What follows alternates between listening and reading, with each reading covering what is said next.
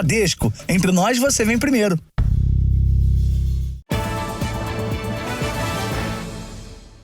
Boa noite. Boa noite. Um adolescente de 15 anos foi morto numa tentativa de assalto na Grande São Paulo. 3 criminosos invadiram a casa onde ele morava com a família. Um dos suspeitos foi preso. De acordo com a investigação, ele já morou no mesmo condomínio e foi liberado da cadeia esta semana numa audiência de custódia. 3 criminosos armados entraram pela área de mata nos fundos da casa em Cotia, na região metropolitana de São Paulo. Eles invadiram o local de madrugada. Pai, mãe e 3 filhos estavam na residência da família. 2 meninas de 4 e 7 anos e um adolescente de 15. Kaique Tenório Bernardios foi baleado dentro do quarto dele. A polícia suspeita que ele tenha se assustado e tentado reagir ao assalto. Ele foi socorrido pelos próprios pais e levado a um hospital da cidade, mas não resistiu. Nada foi levado da residência. O caso está sendo investigado como tentativa de roubo seguida de morte. Um rapaz de 19 anos foi preso. Segundo a polícia, ele já foi morador do condomínio. A mãe dele ainda mora lá. O suspeito, Paulo Ricardo Raposo, tem passagens pela polícia por tráfico e adulteração de placa de veículo. Ele foi reconhecido pela mãe da vítima. A informação de que seria esse autor chegou inicialmente para a Polícia Militar, que exibiu algumas fotos extraídas de rede social e de outras ocorrências pretéritas, porque é um rapaz que já foi preso, inclusive foi solto em audiência de custódia na última quarta-feira. A defesa de Paulo não foi encontrada. Os outros 2 suspeitos ainda estão foragidos. Veja agora outros destaques do dia. Na Guiana, nossos repórteres mostram como a população acompanha uma possível invasão da Venezuela. Ministro da Defesa diz que território brasileiro não será usado em eventual confronto. Correspondente do Jornal da Record em Israel conversa com militares israelenses que evitaram que o massacre do Hamas fosse ainda maior. Às vésperas da posse, presidente eleito da Argentina se encontra com Bolsonaro. Morador do Rio de Janeiro é abordado por ladrões logo após registrar queixa de assalto. Ministério da Saúde diz que sai ainda este ano decisão de incorporar ao SUS vacina contra a dengue. E na série especial, a cirurgia indicada para pacientes que não conseguem controlar o diabetes.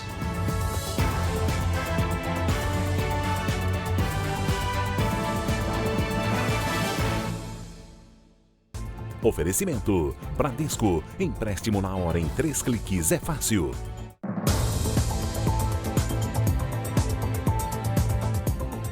Um homem que voltava da delegacia após fazer um boletim de ocorrência por causa de um assalto foi novamente abordado por criminosos quando seguia para casa. Sem nada nos bolsos ou na carteira, ele precisou mostrar o boletim de ocorrência para provar que estava dizendo a verdade. O caso aconteceu no Rio de Janeiro. Da janela de casa, um morador acompanhou a cena. Seria mais um lamentável episódio de violência no Rio, não fosse um detalhe. O passageiro do táxi tinha acabado de ser assaltado.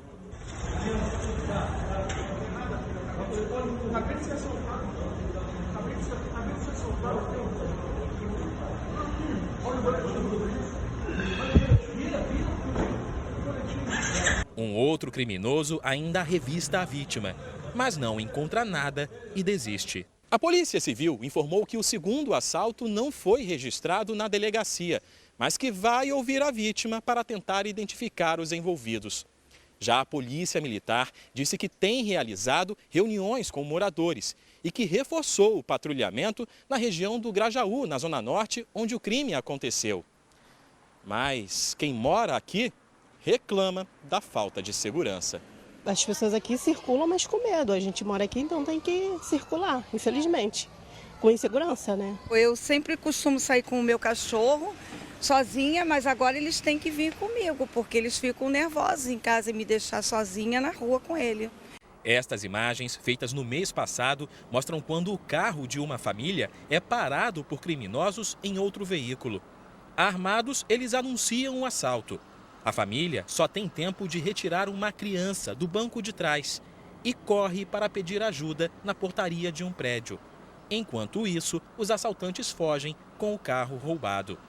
Em 10 meses, cerca de 800 assaltos foram registrados na região, média de 80 por mês. Simone mudou a rotina após ter a casa invadida por criminosos este ano. Eu não chego mais em casa depois das 7 da noite.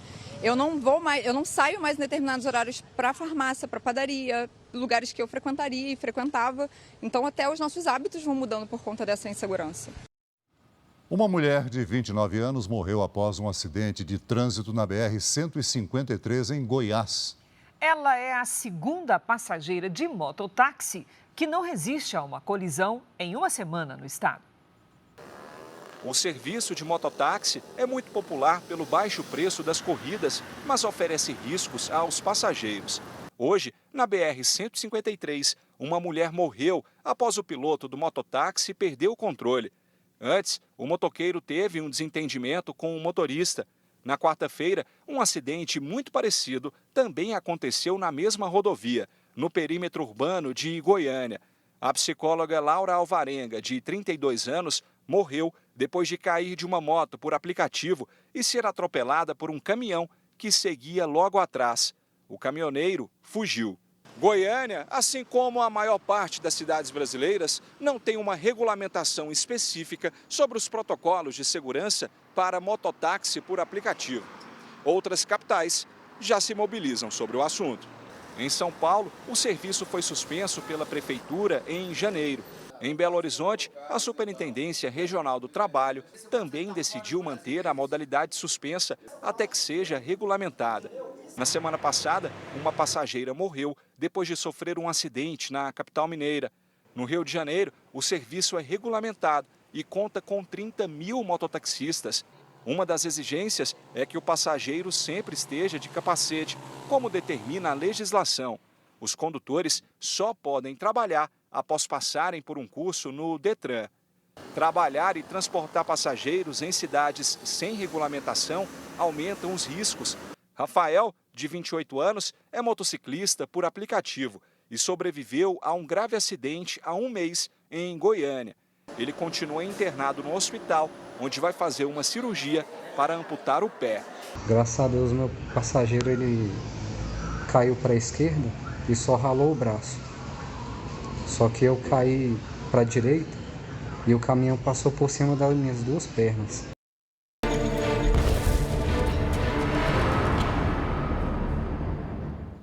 As Forças Armadas israelenses atingiram cerca de 450 alvos na faixa de Gaza. Foi o ataque mais intenso desde o fim da trégua no conflito contra o Hamas. Os soldados israelenses estão em Khan Yunis, a maior cidade da região sul do território palestino. Neste vídeo, os militares entram em prédios e procuram por túneis usados pelo grupo terrorista. Do alto, bombas caem sobre Gaza durante o dia todo. A operação também acontece pelo mar. Israel disse que só nesta sexta-feira atingiu cerca de 450 alvos ligados ao Hamas. Hoje, 2 reservistas israelenses morreram durante as operações. Pelo menos 420 militares israelenses morreram até agora na guerra contra o Hamas. É o maior número desde 2006, quando Israel enfrentou o Hezbollah no sul do Líbano. Hoje foi enterrado o filho de um general que integra o gabinete de guerra do governo israelense. Gadi Eisenkot se emocionou no funeral do filho e prometeu aumentar a ofensiva para defender Israel. Hoje, o secretário-geral da ONU, Antônio Guterres, pediu cessar-fogo em Gaza e afirmou que a situação atual é uma ameaça à segurança global. Os Estados Unidos vetaram uma resolução do Conselho de Segurança que apela por um cessar-fogo humanitário imediato. Os americanos dizem que uma interrupção agora iria germinar uma guerra futura. Israel diz que só quando o Hamas for eliminado será possível ter paz.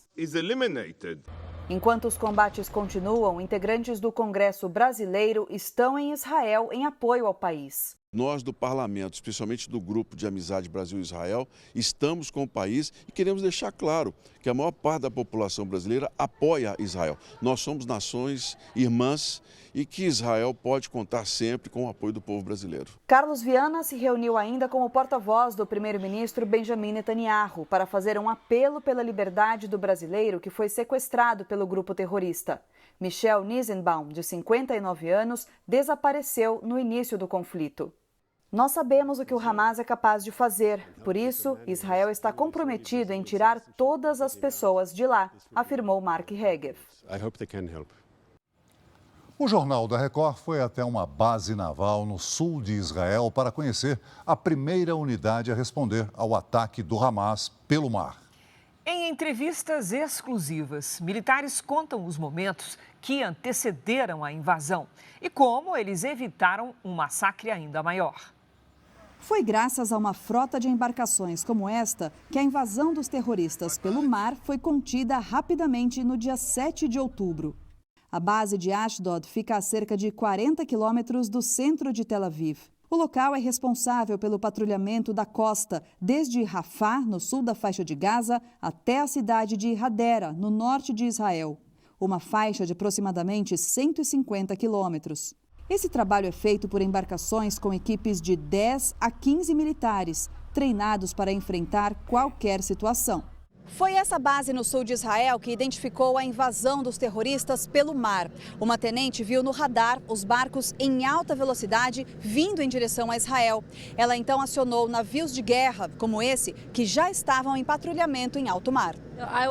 Eu acordei às 6h30 da manhã com as sirenes. Recebi uma chamada da sala de controle e vi nos monitores os barcos pequenos atravessando a fronteira. Alguns iam em direção à praia, enquanto outros seguiam para o norte, contou Choval. A tenente conhece a praia em detalhes e sabia que acontecia algo muito sério. Nós podíamos ouvir pelo rádio os nossos colegas agitados, mas não houve um momento em que alguém não sabia o que fazer, ela lembra. O major Tamir nos levou para conhecer melhor o navio Dvorah. Por fora, a embarcação é equipada com 2 armas que disparam munições como estas. Foi o que aconteceu no dia 7 de outubro, quando os tripulantes encontraram os terroristas. O propósito dessas armas é eliminar ameaças no mar e na terra. Então, mesmo quando os terroristas chegaram à praia, o canhão conseguiu, do mar, eliminar muitos deles, afirma o major. Por dentro, o navio é preparado para passar vários dias no mar, com dormitórios, banheiro e cozinha. Mesmo quando está ancorado na base, é o navio o local onde os militares passam a maior parte do tempo. O comandante fica nesta sala de controle, cheia de radares e câmeras. O navio tem autonomia para ficar quase uma semana fora da base e chega a uma velocidade de mais de 70 km por hora. A bordo, sempre há um engenheiro responsável por consertar o navio. Na invasão do Hamas há 2 meses, o alerta também chegou a essas embarcações menores que navegam em alta velocidade. Os militares nesses barcos conseguiram conter terroristas que nadavam em direção ao território israelense. Um sentimento de dever cumprido, conta esse sargento. São pessoas que tentaram te machucar sua família, seus amigos, então você faz de tudo para se defender e defender seu país. É exatamente por isso que estamos aqui. Definitivamente foi o maior desafio emocional e físico da minha vida, relembra a tenente. A polícia prendeu o homem que deu um soco no empresário em Copacabana que defendia uma mulher de um assalto no Rio de Janeiro. Vitor Hugo Jobim, de 22 anos, tem passagens por roubo, furto e tráfico de drogas. A cidade de Curitiba teve um novo ataque de abelhas pelo 2º dia seguido. 13 pessoas foram picadas e 3 delas ficaram em estado grave. Uma das vítimas já teve alta. No momento do ataque, funcionários da prefeitura cortavam grama, o que pode ter agitado as abelhas. Os bombeiros isolaram a área e um apicultor foi ao local retirar o enxame. No final da manhã, houve um grave acidente entre as cidades de Piraquara e São José dos Pinhais, no Paraná. 6 veículos se envolveram na batida. 5 pessoas ficaram feridas, 3 em estado grave. As equipes de resgate tiveram que retirar pessoas que ficaram presas nas ferragens. Veja ainda hoje, ministro da Defesa diz a Lula que território brasileiro não será usado em eventual confronto entre Guiana e Venezuela. Há 2 dias da posse, como presidente da Argentina, Javier Milei recebe a visita do ex-presidente Jair Bolsonaro. Novos procedimentos que estão se tornando mais comuns no Brasil, como a cirurgia que ajuda no controle do diabetes e também na perda de peso, na nossa série especial.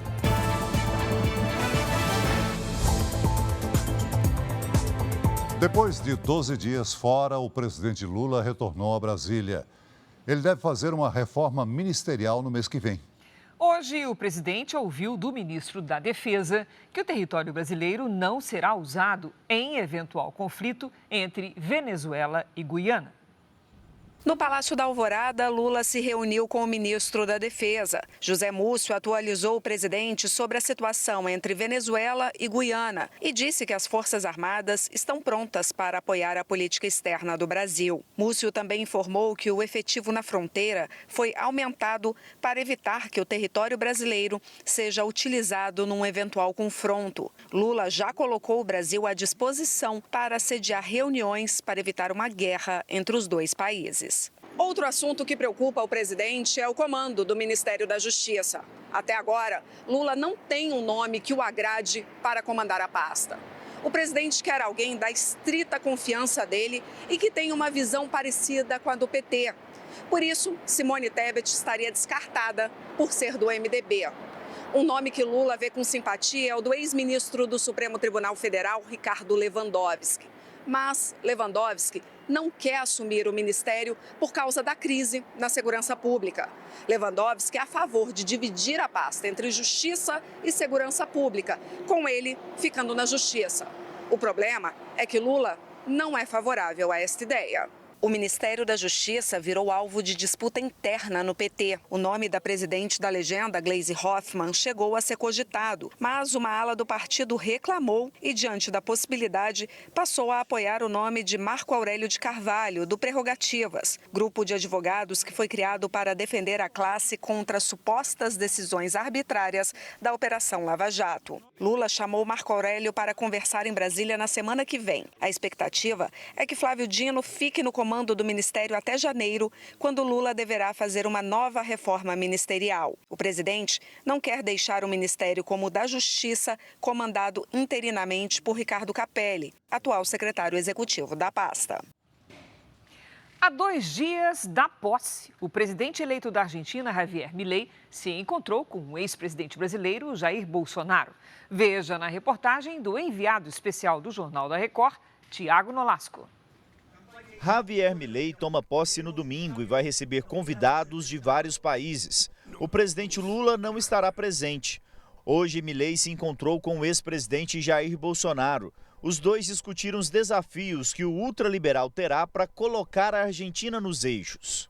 Foi feito um retrato de como está a Argentina.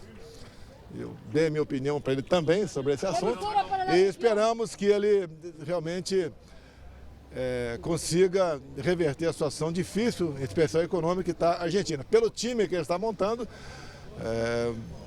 por critérios técnicos, tudo indica que vai dar certo aqui. Na economia, são de fato muitos problemas. Os argentinos viram uma disparada dos preços dos combustíveis nesta sexta-feira. Em alguns postos, o aumento chegou a 30%. Nas últimas 2 semanas, a alta foi de 44%. Resultado da forte desvalorização da moeda do país, que perde força na compra de petróleo, que é negociada em dólar. Nos supermercados, a corrida é para tentar fugir dos aumentos. A inflação anual já passa de 140%. O presidente eleito Javier Milei promete cortar gastos e fazer reformas estruturais na economia da Argentina. O problema é que o desequilíbrio atual é tão grave que os economistas dizem que as mudanças precisam ser drásticas. O governo já afirmou que vai retirar subsídios de serviços essenciais e os preços vão continuar em alta. Por isso, um dos principais desafios de Milei é suportar a pressão social, mesmo com a vitória nas urnas. Há muitas variáveis econômicas que precisam ser corrigidas. Até lá, acredito que haverá aumento de preços e a inflação deve continuar por um longo tempo, diz esse consumidor. Veja a seguir, brasileira presa por tráfico de drogas na Índia volta com filho e vai cumprir pena aqui no Brasil. Alemão é preso por porte ilegal de armas e maus tratos a animais no Rio de Janeiro. Ele também é investigado por tráfico humano e de drogas. A evolução no tratamento do diabetes desde que a dona Carmen descobriu a doença na década de 50 até agora. Veja no próximo bloco.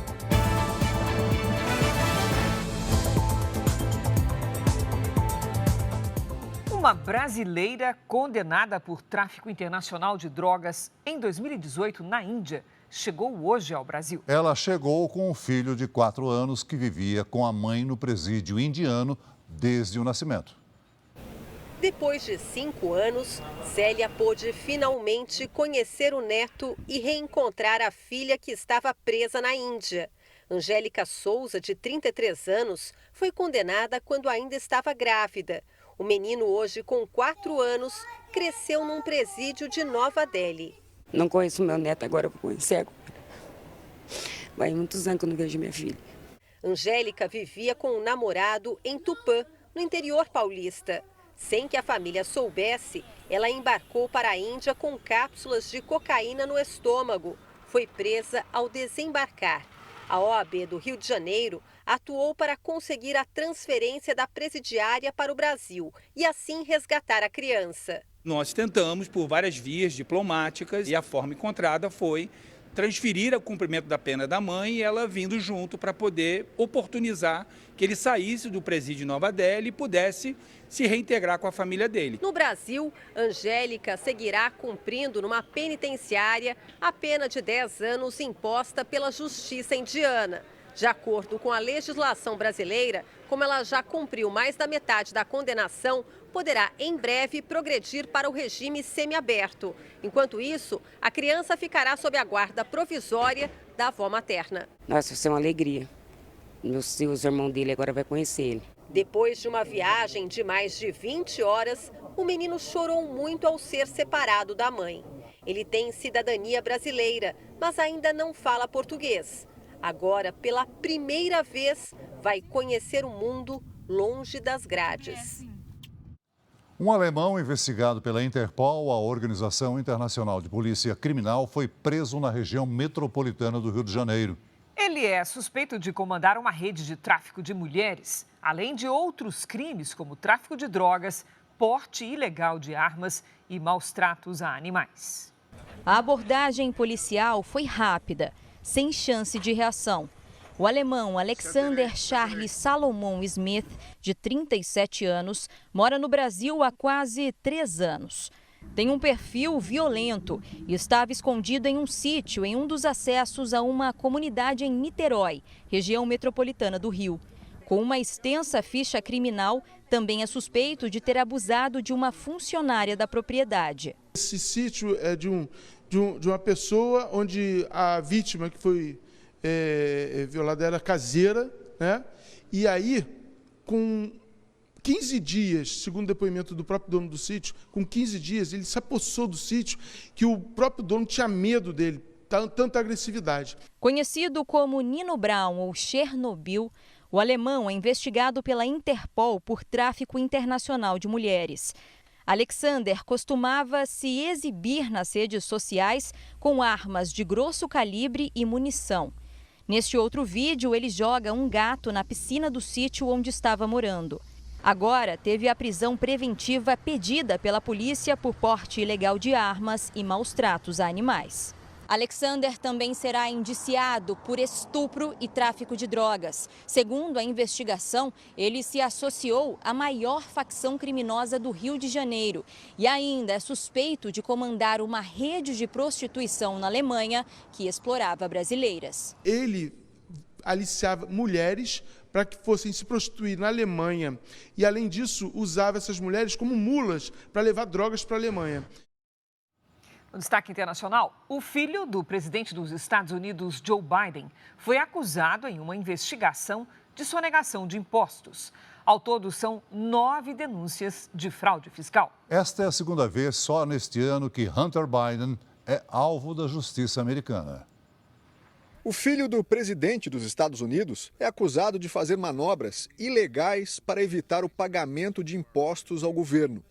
Ele teria sonegado quase 7 milhões de reais entre 2016 e 2019. Segundo os promotores, Hunter Biden apresentou notas fiscais falsas e declarações de imposto de renda manipuladas, que não representam seu verdadeiro estilo de vida. O texto do processo diz que em 4 anos de sonegação, ele ganhou mais de 34 milhões de reais e teria gasto com hotéis, carros de luxo, roupas, garotas de programa e drogas.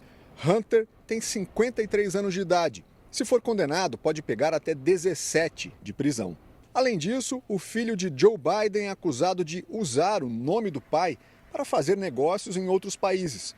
Boa parte da renda dele teria vindo de consultorias a uma empresa de gás da Ucrânia.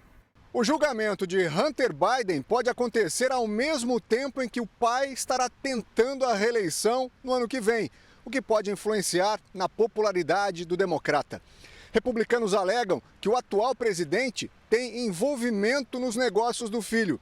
As acusações levaram à abertura de um inquérito e a um pedido de impeachment em setembro deste ano. À frente da investigação está um procurador federal indicado durante o mandato do ex-presidente Donald Trump. A defesa de Hunter Biden declarou que tudo não passa de perseguição política. Hora da previsão do tempo. A chuva deu uma trégua na região sul e ganhou força no interior do Brasil. Vamos conversar com a Giovana Rizardo. Boa noite, Gi, tudo bem? Tem alerta para o final de semana? Tem sim, a gente já te conta. Cris, boa noite para você, para o Celso e a você também que nos acompanha. As imagens de satélite mostram muitas nuvens espalhadas pelo interior do Brasil. É o efeito de uma frente fria que está passando pelo sudeste.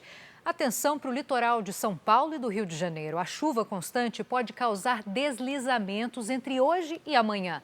Nas outras áreas em destaque aqui no mapa, os temporais chegam à tarde acompanhados por trovoadas e ventos.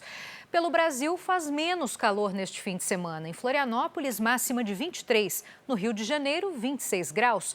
Campo Grande, 33. Aracaju, 30. Fortaleza, 32. Manaus e Porto Velho, 31 graus. Em São Paulo, o fim de semana vai ser de muitas nuvens e chuva fraca a qualquer hora.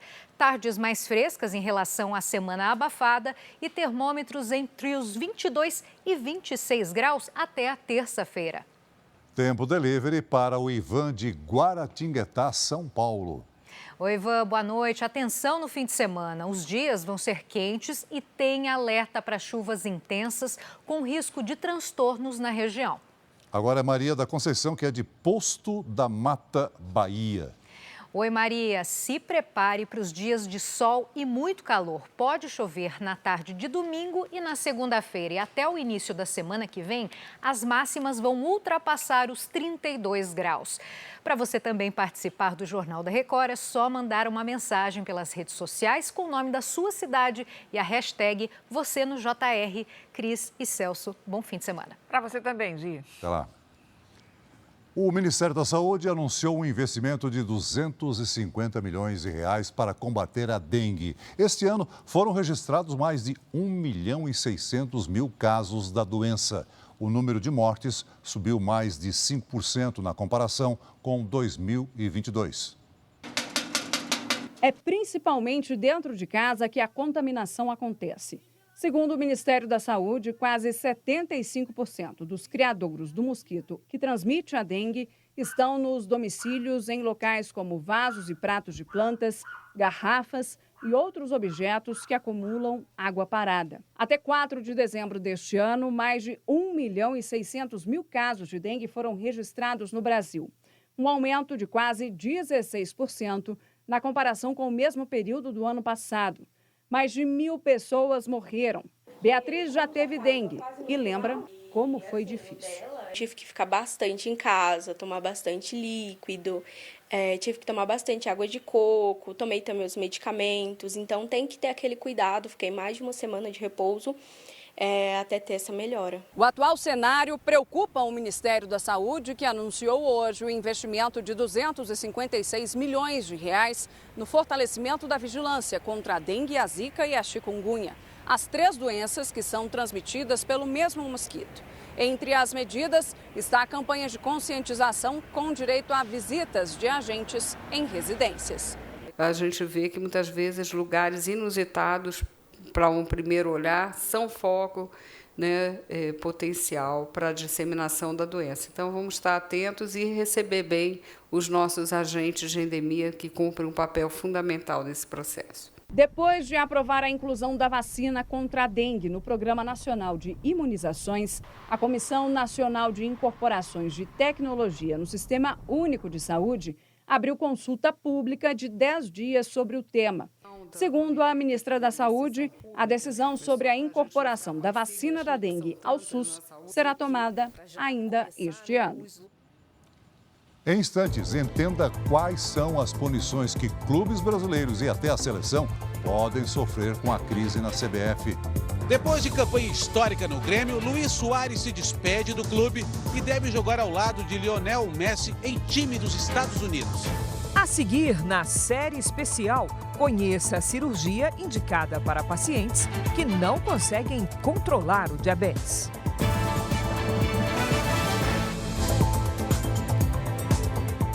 O governador de São Paulo, Tarcísio de Freitas, sancionou hoje a lei que autoriza a privatização da Sabesp, a empresa responsável pelo saneamento e distribuição de água no estado.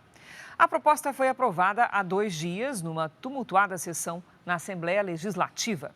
Os objetivos da privatização são baratear o custo da tarifa de água e esgoto e antecipar a universalização do saneamento básico no estado. 375 municípios são atendidos pela companhia. O Conselho de Segurança da ONU está reunido a portas fechadas para discutir a crise entre Guiana e Venezuela. O território de Essequibo, que corresponde a 70% da Guiana, é reivindicado pela Venezuela. E a população está apreensiva com a possibilidade de uma invasão ao país. Os moradores de Georgetown, capital da Guiana, tentam manter a rotina, mas os comerciantes já perceberam que as ruas estão mais vazias. Em meio à crise diplomática, venezuelanos que moram na Guiana também estão preocupados. Este taxista, que não quer se identificar, diz que compatriotas são hostilizados por causa da ameaça de invasão ao país por Nicolás Maduro. A área reivindicada pela Venezuela é uma região de floresta e pertence à Guiana desde a independência do país em 1966. Essequibo se estende por 159 mil quilômetros quadrados. A área representa 70% do território da Guiana. Em 2015, foram descobertas grandes reservas de petróleo e de ouro. Após o resultado do plebiscito, os Estados Unidos declararam apoio à Guiana e disponibilizaram militares para ajudar na defesa do país. A Força Aérea Americana já fez voos de reconhecimento na região de Essequibo. Em Georgetown, autoridades acompanham as movimentações da Venezuela e esperam o empenho dos países da América do Sul para que o conflito não aconteça. Já a Venezuela faz movimentos contrários. Em cima de um palanque, o ditador Nicolás Maduro apresentou a uma multidão um mapa da Venezuela, já com a região de Essequibo anexada ao país. Hoje, a Rússia confirmou que Maduro vai visitar Vladimir Putin, mas ainda sem data definida. O encontro tem potencial de gerar uma tensão ainda maior na região e no restante da América do Sul. O Conselho de Segurança da ONU se reuniu a portas fechadas para debater a crise na região de Essequibo. Um grupo de torcedores do Grêmio se reuniu hoje no aeroporto de Porto Alegre para se despedir do atacante Luiz Soares. O contrato do craque uruguaio com o clube gaúcho se encerrou e ele deve agora se juntar a Lionel Messi no futebol americano. Um cara que vai ficar na memória da torcida. Centenas de torcedores foram ao aeroporto Salgado Filho para se despedir do novo ídolo. Antes de deixar o Rio Grande do Sul, Luiz Soares, de 36 anos, apareceu ao lado da esposa e dos 3 filhos. Acenou para os torcedores e posou para fotos. Uma mistura de alegria com tristeza, né? Uma alegria de ter o cara aqui com nós e a tristeza que ele tem que partir, né? O craque deixou a capital gaúcha para curtir as férias. Ele ainda não confirmou onde vai jogar em 2024, mas está perto de assinar com o Inter Miami, onde joga Messi. Necesito descansar, disfrutar de ellos y después el destino sabrá dónde me tocará, pero no tengo ninguna prisa, sino que disfrutar ahora y después ver qué pasa. Jogando pelo Grêmio, o uruguaio fez 29 gols e foi um dos destaques do Brasileirão. Soares é o 4º maior artilheiro em atividade no mundo. Aqui no Brasil, participou de 53 jogos pelo Grêmio, além de ser vice-campeão brasileiro numa campanha histórica do time que havia acabado de subir da Série B. O atacante conquistou 2 títulos pelo Clube Gaúcho. Por aqui venceu o Gauchão e a Recopa Gaúcha. No mundo com mais gols que Soares e que ainda jogam só Cristiano Ronaldo, Messi e Lewandowski. No domingo, na última vez que Soares jogou na arena do Grêmio, o clube fez uma festa de despedida. Na coletiva, Renato Gaúcho, que é um dos maiores ídolos da história do time, presenteou o uruguaio com um DVD com os gols que marcou quando era jogador. Se tiver um tempinho... Não acredito. Você pode assistir meu DVD, tá? Foi um ótimo jogador para decidir jogos. Valeu muito a pena. A FIFA, entidade máxima do futebol, vai analisar o afastamento do presidente da CBF, Edinaldo Rodrigues. Times brasileiros e a própria seleção podem sofrer punições em competições internacionais.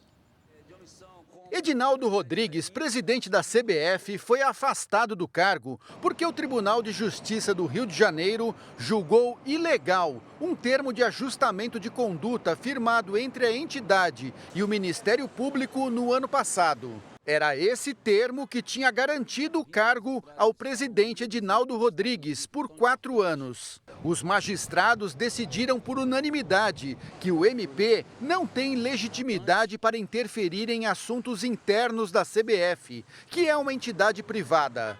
O atual presidente do Superior Tribunal de Justiça Desportiva, José Perdiz, vai assumir o cargo provisoriamente por 30 dias, até que haja uma nova eleição para a presidência da entidade. Edinaldo assumiu a CBF em 2021, depois que o ex-presidente Rogério Caboclo foi afastado por denúncias de assédio moral e sexual contra uma funcionária. Na gestão de Edinaldo, a seleção brasileira não brilhou em nenhuma competição. A seleção principal na Copa do Mundo, né, do Catar foi mal, a seleção feminina também foi mal no Mundial, as seleções de base sub-20 perdeu para Israel no Mundial, sub-17 perdeu para o Irã. Então, né, nas eliminatórias o Brasil está patinando, né, vai mal. A FIFA não permite interferência externa nas entidades associadas e pode até vetar a participação da seleção e de clubes brasileiros em competições internacionais.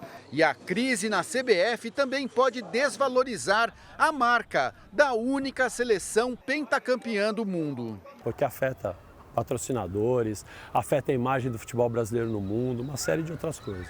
No meio desse imbróglio jurídico, uma coisa é certa: o prejuízo técnico para a seleção brasileira, que está com um treinador interino que não sabe até quando vai ficar no cargo, o que atrasa a preparação do time para disputar a Copa América no ano que vem e a Copa do Mundo de 2026. No fim do ano passado, Edinaldo Rodrigues divulgou ter acertado com o atual técnico do Real Madrid, Carlo Ancelotti, para comandar a seleção brasileira, assim que terminar o contrato dele com o time espanhol no meio do ano que vem. Com o afastamento do presidente, a vinda do técnico parece improvável. Nenhum técnico de ponta virá assumir a seleção brasileira depois desse escândalo. O Ancelotti não vem e ele já tem a proposta para a renovação do Real Madrid. O que acontece hoje na CBF é um vexame internacional e inesquecível. Nem a CBF nem a FIFA quiseram comentar o afastamento do presidente Edinaldo Rodrigues. Diabetes não tem cura, mas pacientes com dificuldades para controlar a doença podem contar com uma cirurgia como aliada. Na reportagem especial, os avanços da medicina que contribuem para a qualidade de vida e longevidade dos pacientes.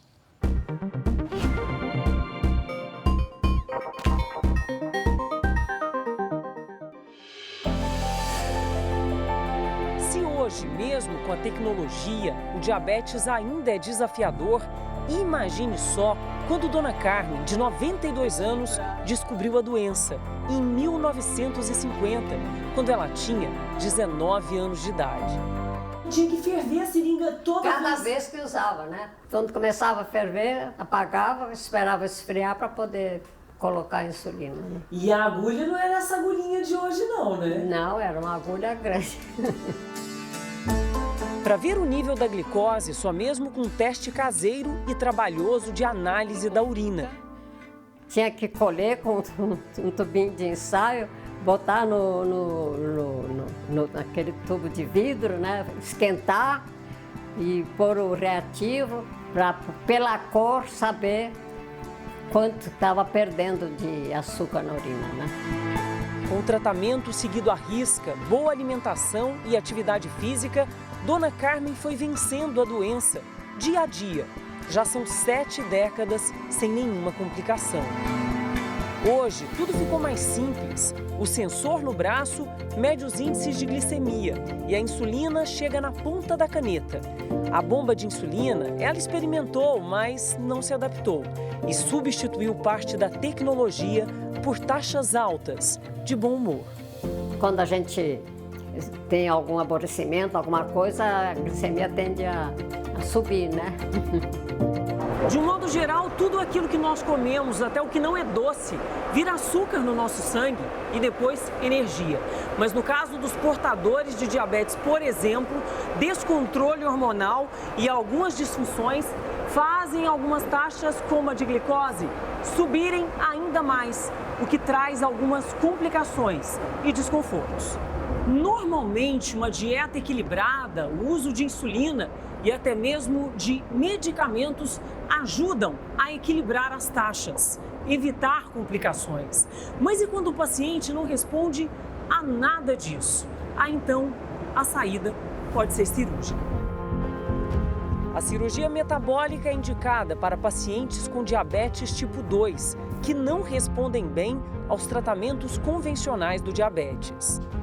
Quando há uma falha do tratamento medicamentoso, em que você, através dos comprimidos ou até mesmo da insulinoterapia, você não tem um controle dos níveis glicêmicos, você tem que lançar mão desse procedimento em que você vai ter as alterações através da retirada de parte do estômago, onde são liberados hormônios que mexem na saciedade, na compulsão. Na versão mais moderna, a cirurgia pode ser feita com a ajuda de robôs, como este, um procedimento menos invasivo, mais rápido e eficiente. Você tem uma libertação e através dessa ajuda cirúrgica, você tem uma mudança e esse paciente muda hábitos. O paciente ganha massa muscular, massa magra, passam a comer melhor, passam a se expor, fazer atividade física, voltar ao nível, né, social dele, dos amigos. É uma mudança, é um renascer. Cristiane tem diabetes tipo 2. Ela descobriu pouco depois dos 20 anos de idade, já com algumas complicações, como comprometimento da visão. Mesmo com os medicamentos, não conseguia controlar a alimentação. Aquela compulsão, né, alimentar, né? E assim, muito cansaço, assim, desânimo, aquela coisa assim, né? Eu fazia o tratamento, com psicóloga, com endócrino, mas só que não emagrecia e nem as taxas não diminuíam. Há 4 anos, depois de uma consulta médica, Cris resolveu recorrer à cirurgia metabólica. Em 1 ano, ela já tinha perdido cerca de 15 quilos. E o mais importante, houve uma melhora significativa nos exames que monitoram o diabetes. As taxas estão, graças a Deus, tudo normal, graças a Deus. Não tomo mais os medicamentos que eu tomava, né, para a glicose, eu não tomo mais. Para o marido, uma transformação em todos os aspectos. Ela virou outra pessoa. Ela simplesmente ela melhorou a autoestima, o bom humor, a alegria de viver. Na época em que a Cris passou pela cirurgia, o Sandro também estava com sobrepeso, chegou aos 140 quilos. Eu já estava com problema no fígado, eu já estava pré-diabético. O exemplo e a saúde da mulher serviram de estímulo. E ele também passou pela cirurgia metabólica em outubro do ano passado. Até agora já perdeu 65 quilos, ganhou qualidade de vida e disposição. Um novo Sandro, um novo casal que surgiu do enfrentamento do diabetes. Eu definiria como uma nova vida. Você se sente bonita, você se gosta novamente, né?